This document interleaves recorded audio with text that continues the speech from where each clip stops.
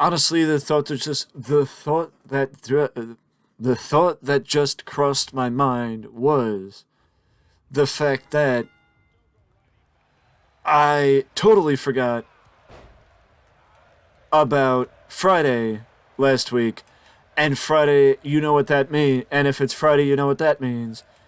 AEW Rampage.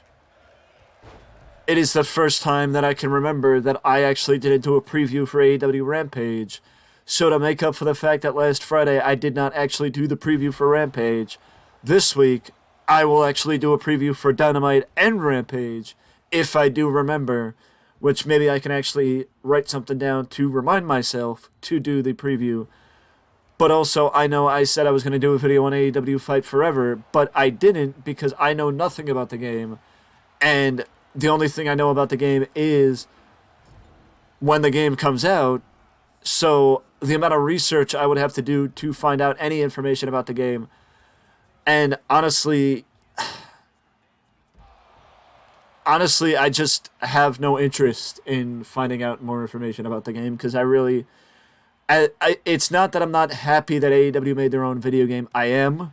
It's not that I would not buy it. It's not that I'm not excited to see AEW in the video gaming world. It's just the fact that as far as games are concerned, it's not at the top of my list of games to purchase. So there's no reason for me to spend the time to do the research to find out more information, because I'm not just going to make a video for the sake of making a video. If I'm going to make a video, I'd rather make a match.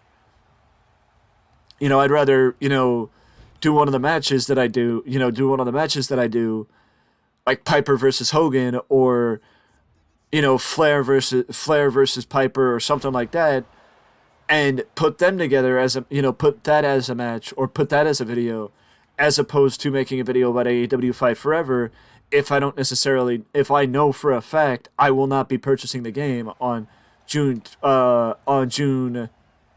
29th when the game comes out.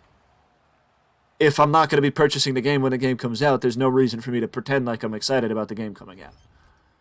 Which I would be pretending that I'm excited about the game coming out, because I'm not necessarily excited about the game coming out, because I know for a fact I'm not getting it.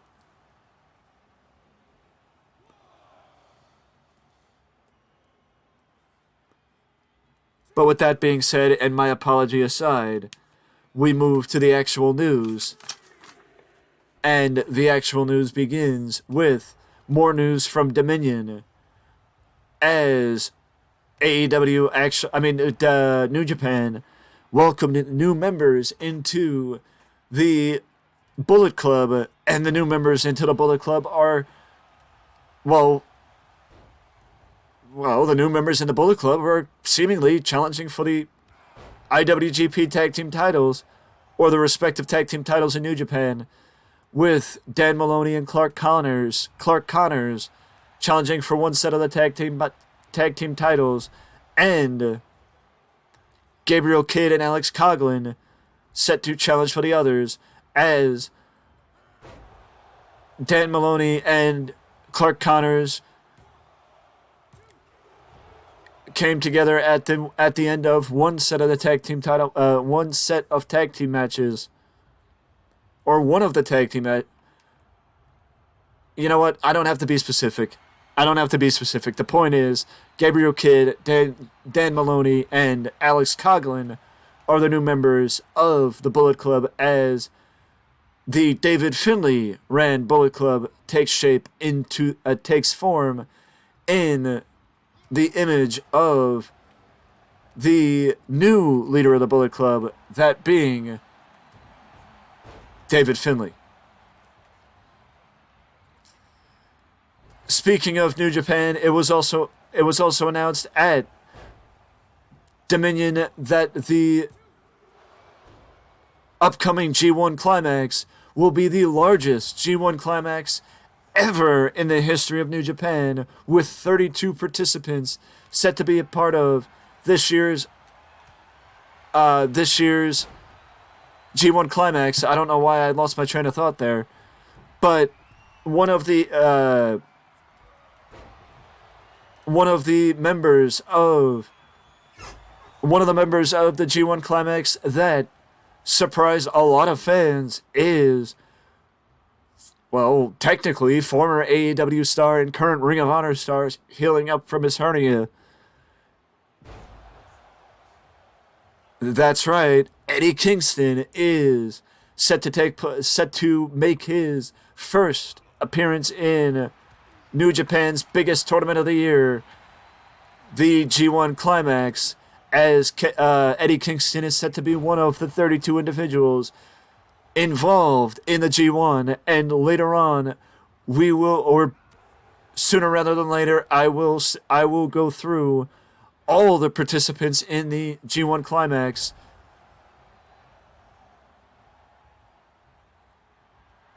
So be prepared for that as we set the stage for the biggest tournament in New Japan's calendar year.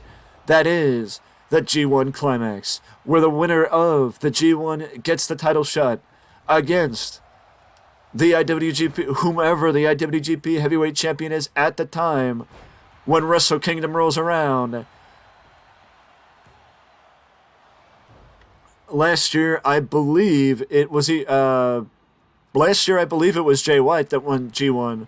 I could be wrong, because last year I believe it was, or was it Okada that won G1 and challenged Jay White? I know the match at Wrestle Kingdom was Jay White versus Okada for the world title. I just can't remember who won the title, or who was G1 and who was the champion. I think it was Jay White was the champion and Okada won G1. But again, it is the largest G1 Climax this year, as 32 participants are set to be involved in the biggest tournament of the year for New Japan. I don't want to say speaking of actually, yes, this is a good segue. Speaking of tournaments, the NWA had the Crockett Cup this past weekend, which saw Mike Knox and Trevor Murdoch win the Crockett Cup. But also at the Crockett Cup, we saw the NWA return of Colby Corino, as Colby Corino was rumored to be one of the stars jumping from the NWA over to the WWE. But due to the hiring freeze that the WWE has in place currently, Colby Corino decided, after months of being a free agent, that he would just make the return to his old stomping ground, that being the National Wrestling Alliance. And now he is a top contender once again for the NWA Junior Heavyweight Championship. So I see potential of championship gold in the future of the second generation star, Mr. Corino. Also, as far as debuts or returns are concerned, Griff Garrison actually returned at the most recent Ring of Honor TV tapings, and it seems like Garrison might be a part of Ring of Honor for the foreseeable future, which would actually benefit him and give him a much-needed fresh start within the realms of the AEW universe. And speaking of somebody that could be an interesting ad for AEW, Teal Piper made her debut at the most recent Ring of Honor tapings as well.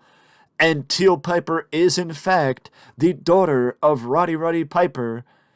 I didn't realize Teal Piper was actually 37 years old. In the realm of professional wrestling nowadays, 37 is nothing. But congratulations to Teal Piper for making a Ring of Honor debut. And speaking of returns, we cap it off with a major return, and that is Santana could be making his return to Rampage sooner rather than later on Rampage this week, as Santana tweeted 6/9, which is actually, ironically enough, the date of the upcoming episode of AEW Rampage. But if that wasn't enough, Seth Rollins and Will Ospreay have been interacting with each other on Twitter. Once again, this goes back to their never-ending shape, or their interactions a couple years ago. But also, Ospreay was asked who his Forbidden Door opponent would be, and he said without fail, Seth Rollins. And then something that was referenced in that interview, in that Twitter interaction, I should say, something that was referenced in the Twitter interaction that caught everybody's attention, including my own, is that Ospreay said he lives like 20 minutes away from the O2 Arena, which the O2 Arena in London is the site of Money in the Bank on July the 1st. So if there's any possibility of Will Ospreay making a one-night appearance in WWE or shocking the world and making an appearance at WWE's Money in the Bank event on July the 1st, I asked Papa H to let it happen and let Rollins versus Ospreay be the match that shocks the world in London at the O2. And you want to see Money in the Bank, that would be Money in the Bank.